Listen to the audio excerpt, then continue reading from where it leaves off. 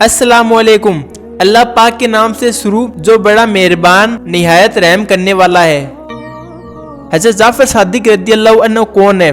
कुंडे की नियाज या फातिहा की शुरुआत कहाँ से हुई और ये रिवाज अवाम तक कैसे पहुँची और शरीयत के अकॉर्डिंग इसकी क्या हकीकत है, चलो जानते हैं। मुसलमानों का लंबे समय से यह तरीका रहा है कि वो 22 रजब को हज़रत जाफ़र सादिक रज़ियल्लाहु अन्हु की फातिहा करते हैं। इसे हम कुंडे की नियाज या फातिहा कहते हैं।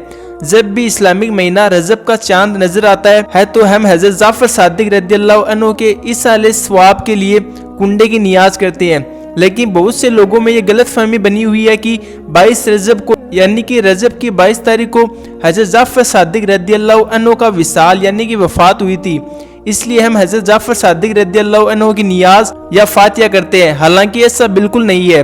हकीकत तो ये है कि हज़रत जाफ़र सादिक रज़ियल्लाहु अन्हु की वफ़ात माह रजब की 15 तारीख को हुई थी, न कि 22 तारीख को।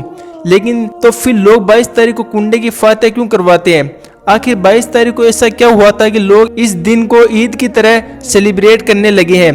22 रजब को हिंदुस्तान, पाकिस्तान और बांग्लादेश में एक त्योहार मनाया जाता है जिसे हम कुंडे की नियाज या फातिहा कहते हैं। चलो अब जानते हैं कि कुंडे की नियाज की शुरुआत कैसे हुई। 22 रजब को जब हज़रत अब्दुल्ला इब्ने अब्बास जो कि साहबी रसूल हैं यानी कि नबी पाक सल्लल्लाहु अलैहि वसल्लम के साहबी हैं, वो खाना खा रहे थे कि उनकी गुलाम बांदी खबर लेकर आती है कि वो खबर सुनकर आप हज़रत अब्दुल्ला इब्ने अब्बास खाना छोड़कर खड़े हो जाते हैं। खबर ये थी कि साहबी रसूल हज़रत अमीर मुआविया रज़ियल्लाहु अन्हु का इंतकाल हो गया है। इस दिन रजब की 22 तारीख थी। हज़रत अमीर मुआविया रज़ियल्लाहु अन्हु वो वाली शख्सियत हैं जो मुनाफिकों व खारजियों के अगेंस्ट थे। आपके दौरे हुकूमत में ये लोग बेबस व परेशान हो गए थे क्योंकि हर मुनाफिकाना हरकतों को हज़रत अमीर मुआविया रज़ियल्लाहु अन्हु ने नाकाम किया था। लेकिन जैसे ही हज़रत मुआविया रज़ियल्लाहु अन्हु का इंतकाल हुआ तो इन मुनाफिकों व खारजियों में खुशी की लहर दौड़ पड़ती है कि अब हमारा दुश्मन तो मर गया और खुशी तो मनानी है। लेकिन इन्होंने सोचा कि खुशी मनाए तो कैसे मनाए, क्योंकि अगर खुशियां मनाएंगे तो हुकूमत को पता चल जाएगा, क्योंकि जाहिर सी बात है कि वक्त का खलीफा का इंतकाल हो गया है और अगर कोई खुशियां जश्न मनाए तो उसके मुनाफिक होने में कोई शुबा नहीं। इसलिए तय किया गया कि जश्न व खुशियां छुप कर मनाई जाएंगी और तय हुआ कि पहले मुनाफिक व खारजी अपने अपने लोगों को बुलाओ, खामोशी से सामान लाओ और पर्दे की आड़ में आम बर्तनों की जगह मिट्टी के बर्तनों में मिठाई बनाओ और वही खाओ, वही हाथ धो लो और बचा हुआ खाना वही दफना दो, ताकि मुसलमानों को पता न चले कि हज़रत अमीर मुआविया के इंतकाल की खुशियां मनाई जा रही हैं। इस तरह ये मुनाफिक व खारजी लोग हज़रत अमीर मुआविया रज़ियल्लाहु अन्हु के इंतकाल के दिन यानी कि 22 रजब को ईद के दिन की तरह मनाने लगे। ये रिवाज काफी सालों तक खारजी चलाते रहे। फिर सुन्नियों को यह कहकर शामिल कर लिया गया कि ये हज़रत जाफ़र सादिक रज़ियल्लाहु अन्हु के नियाज का दिन है। फिर इस तरह सुन्नी भी 22 रजब को कुंडे की फातिहा नियाज करने लगे। अब जानते हैं कि हज़रत इमाम जाफ़र सादिक रज़ियल्लाहु अन्हु कौन है। कि हज़रत इमाम जाफ़र सादिक हज़रत इमाम हुसैन रज़ियल्लाहु अन्हु के बेटे हज़रत ज़ैनुल आबिदीन के पोते हैं, यानी कि हज़रत जाफ़र सादिक रज़ियल्लाहु अन्हु के दादा का नाम सैयदना हज़रत इमाम ज़ैनुल आबिदीन है और हज़रत जाफ़र सादिक रज़ियल्लाहु अन्हु के वालिद का नाम हज़रत इमाम मोहम्मद बिन बाकिर रज़ियल्लाहु अन्हु है और आप हज़रत इमाम जाफ़र सादिक हमारे नबी पाक सल्लल्लाहु अलैहि वसल्लम के खानदान में से हैं। हज़रत जाफ़र सादिक रज़ियल्लाहु अन्हु का लक़ब सादिक, फाजिल और ताहिर है। सुन्नियों के बड़े इमाम इमाम आज़म सैयदना अबू हनीफा रज़ियल्लाहु अन्हु आप हज़रत जाफ़र सादिक रज़ियल्लाहु अन्हु के खास शागिर्द या स्टूडेंट थे।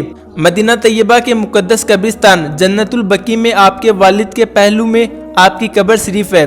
आप मदीना शरीफ में अब्दुल मलिक बिन मरवान की सल्तनत में रबीउल अव्वल के मुक़द्दस महीने में पैदा हुए और इस्लामी साल 148 हिजरी रजब के महीने की 15 तारीख को सैयदना इमाम जाफ़र सादिक रज़ियल्लाहु अन्हु की शहादत हुई। और क्या कुंडे की फातिहा नियाज दिलानी चाहिए या नहीं, इसका मसला ये है कि अगर आप फ़र्ज वाजिब को पूरा कर रहे हैं तो फातिहा नियाज दिलाने में कोई मसला नहीं और नियाज फातिहा का खाना खुद खाने की बजाय किसी गरीब मिस्कीन तक पहुंचाए, کیونکہ فاتحہ نیاز کا کروانے کا مقصد یہی تھا کہ اللہ و رسول اللہ صلی اللہ علیہ وسلم کا ذکر ہو اور غریبوں مسکینوں تک یہ فاتحہ نیاز کا کھانا پہنچے. لیکن ہمارے یہاں تو اسے صرف ریتی رواج بنایا ہوا ہے، اور جو بندہ اللہ کے فرض واجب کیے ہوئے کاموں کو چھوڑ کر صرف فاتحہ نیاز میں لگا ہوا ہے، اس کے لیے یہ قیامت کے دن کوئی فائدہ دینے والا عمل نہیں ہے. کیونکہ قیامت کے دن اللہ پاک آپ سے پوچھیں گے نماز پڑھی تھی کہ نہیں، نہ کہ یہ پوچھا جائے گا کہ فاتحہ نذر و نیاز دلایا تھا کہ نہیں.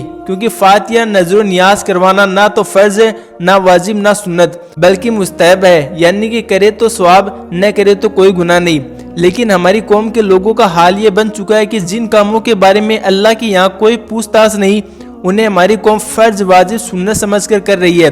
لیکن جو کام اللہ پاک نے فرض واجب کیے ہیں ان سے کوسوں دور ہے. اور فاتحہ نیاز سے بھی ضروری چیز ہے کہ سب سے پہلے ہم ہمارے نیک بزرگوں، اولیاء کرام، صحابہ کرام کی ٹیچنگز کو اپنی زندگیوں میں امپلیمنٹ کریں. اللہ پاک ہمیں ہدایت فرمائے اور کہنے سننے میں جو بھی غلطی ہوئی اسے معاف فرمائے. آمین.